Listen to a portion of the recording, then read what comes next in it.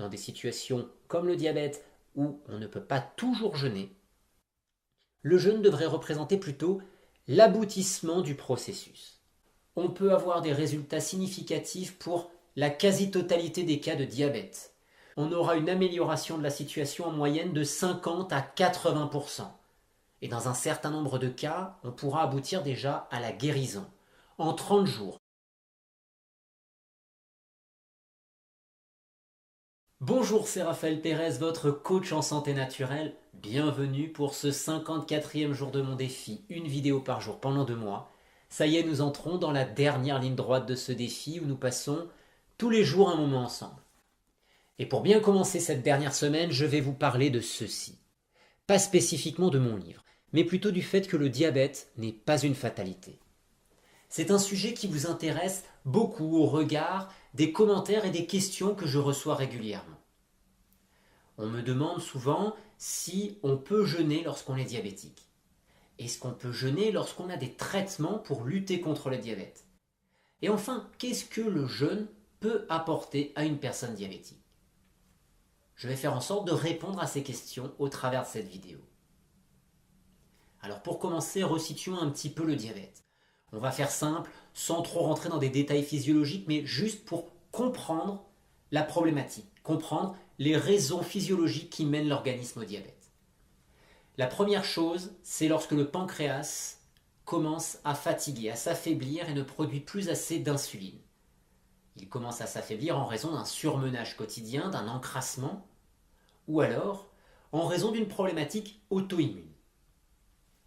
La deuxième raison, c'est ce que l'on appelle la résistance à l'insuline. Ce phénomène de résistance à l'insuline arrive lorsque le pancréas fonctionne encore correctement. L'insuline est produite en quantité suffisante. Elle arrive jusqu'aux cellules, mais elle ne permet pas de faire passer l'information correctement, car les cellules ne reçoivent pas l'information suffisamment bien. Elles ne peuvent donc pas ouvrir leurs portes à l'arrivée du glucose. Le glucose reste dans le sang et la glycémie augmente. C'est un problème de communication. C'est un peu comme si vous receviez un mail, mais que ce mail arrive directement dans votre boîte à spam. Il n'arrive pas directement dans votre boîte mail, là où vous pouvez les voir. Donc vous ne recevez pas la notification de l'arrivée de ce message. Vous ne pouvez donc pas réagir à la présence de ce message. C'est un peu la même chose qui se passe au niveau des cellules lorsqu'il y a la résistance à l'insuline. La troisième chose, c'est ce qu'on pourrait appeler l'altération de la capacité d'utilisation du glucose. Les cellules reçoivent le sucre, le glucose, et ensuite elles doivent l'utiliser pour faire la combustion du glucose et produire de l'énergie. Il y a un certain nombre d'étapes de réactions chimiques qui vont intervenir. Et si ces réactions chimiques ne peuvent pas être réalisées correctement, on va avoir un abaissement de la capacité d'utilisation du glucose. Donc le glucose peut être acheminé jusqu'aux cellules. Le pancréas produit de l'insuline. L'insuline va jusqu'aux cellules, stimule suffisamment la cellule. Mais soit au niveau de l'ensemble de l'organisme, soit au niveau localisé d'un organe, les cellules ne pourront plus accepter suffisamment de glucose parce qu'elles sont déjà à saturation. Et cela arrive particulièrement lorsqu'on a des apports réguliers de glucides. Et donc le corps à chaque fois a beaucoup de glucides dans la cellule et il ne peut pas les utiliser correctement. Les cellules en tout cas ne peuvent pas les utiliser correctement. Si c'est au niveau généralisé de l'organisme, c'est un état de diabète qui s'installe. Si c'est au niveau localisé d'un organe, c'est une autre pathologie. C'est ce qui arrive par exemple très fréquemment dans le cas de la maladie d'Alzheimer. C'est ce qui peut arriver aussi dans d'autres troubles neurologiques qui réagissent très bien au jeûne ou à des cures alimentaires cétogènes. Je reparlerai peut-être plus tard de l'alimentation cétogène dans d'autres vidéos. Aujourd'hui, on va s'intéresser plus spécifiquement au jeûne. Alors pour répondre à la question, peut-on jeûner en étant diabétique? Je vais vous dire oui et non. Oui, parce que le jeûne va donner d'excellents résultats et selon votre état, si votre corps peut entrer en jeûne facilement, il n'y aura pas de souci. Vous pourrez jeûner et avoir d'excellents résultats. Non, parce qu'il y a des situations où ça peut être vraiment problématique. Pour 2 raisons. Tout d'abord, lorsque vous jeûnez, vous n'avez plus d'apport alimentaire. Si vous êtes sous médicaments, vous risquez d'être en hypoglycémie. Et cette hypoglycémie peut être problématique. Il faut savoir qu'une hypoglycémie importante peut être aussi dangereuse qu'une hyperglycémie importante pour le système nerveux. Mais rassurez-vous, cette hypoglycémie ne sera pas spécifique aux jeunes. Il faut savoir qu'au niveau des personnes diabétiques, une personne diabétique sur deux, la moitié des diabétiques de type 2, rencontre au moins une fois par mois une situation d'hypoglycémie significative. Et pratiquement tous les diabétiques de type 1 rencontrent également cette situation tous les mois. C'est énorme. Et il faut savoir que sur l'ensemble de la population diabétique, 10% des diabétiques rentrent une fois par mois en état d'hypoglycémie sévère. Donc cette situation n'est pas spécifique aux jeunes. Il faut simplement savoir qu'elle existe et cette situation est très répandue en raison d'un manque d'éducation, de l'adaptation posologique, de l'adaptation des traitements envers les patients.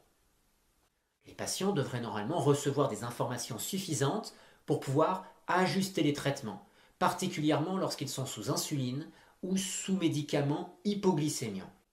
Tous les médicaments qui engendrent une hypoglycémie artificielle devraient être adaptés, pas simplement nous d'adapter notre mode de vie, ce sont des médicaments qui devraient être adaptés à notre mode de vie. Imaginons qu'un soir, vous n'ayez pas très faim et vous mangez moins que d'habitude. Si vous suivez le traitement à la lettre et que vous prenez exactement le même traitement, la même posologie que d'habitude, vous allez rentrer en hypoglycémie. C'est normal. Et pourtant, cette situation ne devrait pas arriver. Parce que vous devriez savoir que si vous mangez moins, si vous mangez plus léger, si vous sautez un repas, ou que vous mangez en tout cas très léger sur un repas, l'insuline, ou en tout cas la glycémie montera beaucoup moins et donc l'insuline sera moins nécessaire. Si vous forcez l'hypoglycémie, forcément, vous allez descendre en dessous du seuil et arriver en hypoglycémie parfois sévère. Pourquoi est-ce aussi important de savoir cela? Parce que ce soit dans votre quotidien ou en envisageant un jeûne, il faudra savoir que lorsque les traitements seront encore présents, ils vont devoir être adaptés à la situation. C'est-à-dire que si vous réduisez l'alimentation, il va falloir aussi apprendre à réduire les traitements en parallèle. Dans cette vidéo, je ne vais pas parler du jeûne peut-être de la manière dont vous l'imaginez d'habitude. J'arrête totalement de manger, je suis uniquement avec de l'eau. C'est possible de jeûner dans cette situation avec un diabète. Mais pour moi, je vais plutôt vous parler de jeûne en intégrant la phase de préparation, la phase d'allègement alimentaire. Pourquoi est-ce que je fais cela? Parce que pour moi, le jeûne, ce n'est pas une fin en soi, et ça devrait d'ailleurs ne jamais représenter une fin en soi, surtout dans des situations comme le diabète où on ne peut pas toujours jeûner. Le jeûne devrait représenter plutôt l'aboutissement du processus. Et donc je vais vous expliquer un petit peu ce processus par la suite. Ensuite, la deuxième chose qui peut être problématique quand on est diabétique. Lorsqu'on est diabétique, il y a des complications. Et parmi les complications qui peuvent être importantes, l'affaiblissement au niveau rénal. Les altérations au niveau des reins peuvent poser de gros problèmes au niveau de la fonction rénale. Si cette fonction rénale s'affaiblit, les reins ne vont plus pouvoir remplir correctement leur rôle. Si on rentre en jeûne trop rapidement, les reins vont être très sollicités pour leur fonction d'excrétion. Puisque la première partie du jeûne, si on parle d'un jeûne hydrique, les 8 à 10 premiers jours à peu près du jeûne, ça dépend des personnes, ça dépend de l'état de l'organisme avant de jeûner, mais on va dire en gros de 1 semaine à 10 jours en moyenne, l'organisme va avoir un énorme travail d'excrétion à effectuer. Mettre son organisme dans cette situation avec des reins fatigués, affaiblis, pour moi ce n'est pas raisonnable. Tout simplement parce qu'on risque de fragiliser un peu plus ses reins. Et donc c'est encore plus important de préparer le jeûne correctement pour que le résultat final, et le jeûne si on veut rentrer réellement en jeûne hydrique et si on peut rentrer réellement en jeûne hydrique, soit en effet un aboutissement. Alors maintenant, je vais vous expliquer un petit peu mieux qu'est-ce qu'on peut faire, parce que je vous ai dit qu'on pouvait jeûner avec un diabète. Mais pas n'importe comment, pas sous n'importe quelle condition. Que si vous aviez des reins qui étaient affaiblis, fatigués, ou certains médicaments qui font baisser la glycémie, comme l'insuline ou d'autres médicaments hypoglycémiants, il fallait prendre des précautions pour ajuster la posologie. Donc ça, c'est important de le savoir. Maintenant, quelle prise en charge on va pouvoir mettre en place? La première chose à faire avant d'envisager le jeûne, c'est d'envisager un allègement alimentaire. Je sais que le jeûne peut vous tenter, et particulièrement si je vous dis que, en l'espace d'une trentaine de jours, on peut avoir des résultats significatifs pour la quasi-totalité des cas de diabète. Quand je dis significatif, c'est-à-dire que au niveau du diabète en tant que tel, on aura une amélioration de la situation en moyenne de 50 à 80%. Et dans un certain nombre de cas, on pourra aboutir déjà à la guérison. En 30 jours. 30 jours où on pourrait dire 30 jours de jeûne, entre la phase de préparation et le jeûne en tant que tel. À partir du moment où on commence à se réalimenter. En 30 jours, on peut avoir des résultats vraiment spectaculaires. Et je sais que ça peut vous tenter énormément. Mais avant de vous lancer dans un jeûne brutalement, on va peut-être commencer par agir déjà sur l'alimentation du quotidien. Commencez par déjà regarder s'il est nécessaire de changer un peu votre alimentation, de manger peut-être un peu moins de glucides, moins de produits transformés, moins de sel, de consommer moins d'aliments riches en protéines tels que la viande, le poisson, les œufs, les produits laitiers. Ça, c'est une première étape déjà pour préparer l'organisme à l'allègement, ralentir le métabolisme. Ça, c'est une première étape importante. On peut aussi réduire l'alcool, le café, faire attention à toutes ces choses, aller vers plus de repos. Pour les personnes qui se sentent, toujours en surveillant bien sûr leur glycémie et en adaptant le traitement à la situation, on peut envisager de commencer à rentrer dans du jeûne intermittent.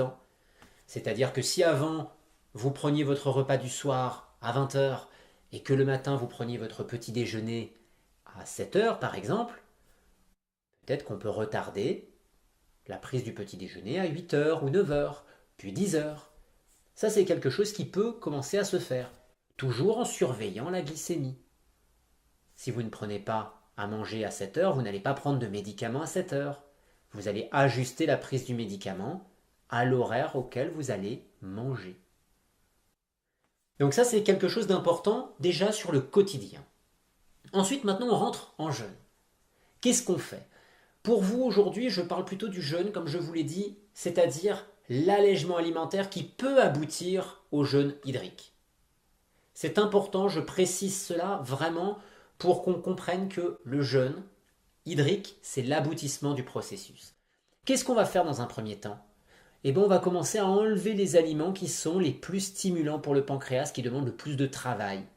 C'est-à-dire, on va enlever les aliments riches en protéines, bien sûr les produits industriels, on va retirer le café ou les autres produits qui peuvent perturber la glycémie, on va encore enlever les farineux, les céréales, les pommes de terre, les légumes secs.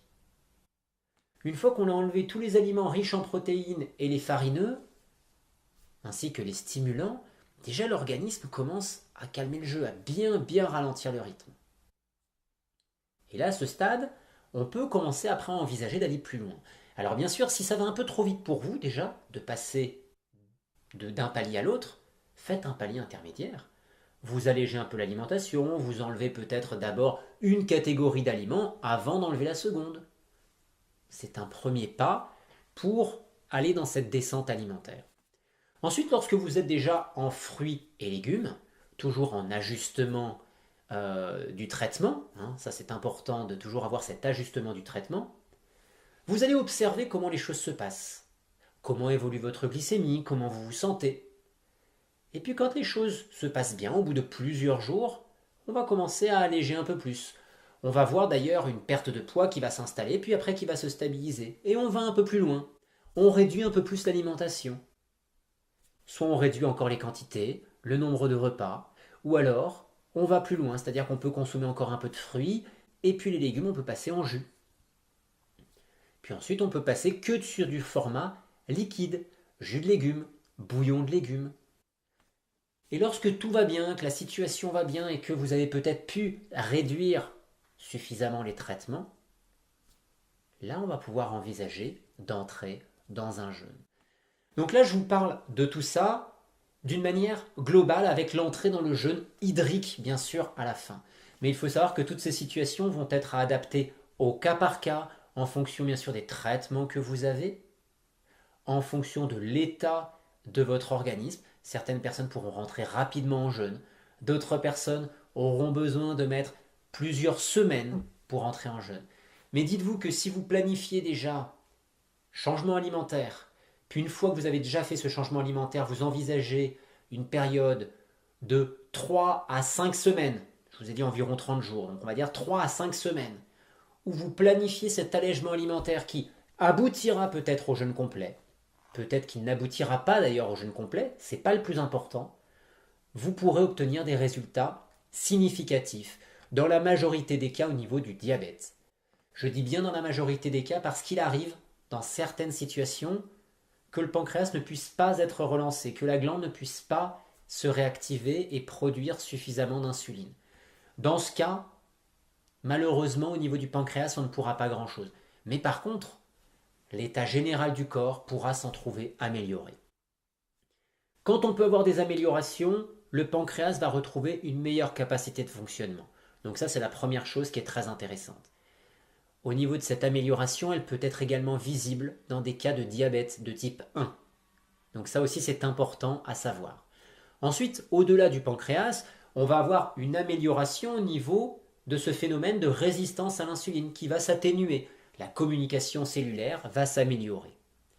La troisième chose, c'est que les cellules qui sont encrassées vont libérer une partie de leurs toxines et donc vont retrouver une meilleure capacité de fonctionnement. Et donc les cellules qui avaient cette problématique d'altération d'utilisation du glucose vont retrouver une capacité de fonctionnement bien améliorée.